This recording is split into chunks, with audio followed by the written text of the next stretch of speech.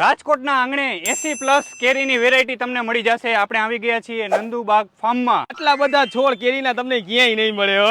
મિયાઝાકી કેરી અત્યાર સુધી તમે ફોટો અને વિડીયોમાં જોઈ હશે, પરંતુ હવે રાજકોટમાં પણ ઉગવા માંડી છે મિયાઝાકી કેરી. આ છે all time mango. All time mango એટલે ઓલ ટાઈમ મેંગો એટલે 12 માસ કેરી થાય. 12 માસ થયો, ગમે એ વેધરમાં થાય, કાંઈ નો થાય કેરી. આ છે ગ્રીન ઓલ ટાઈમ મેંગો. આ છે જાપાનીઝ ચિંગો ચકાપાતા. દીપીએસ આ કેળા મસ્તીના છે હો. આ કેળા નથી, આ કેરી છે.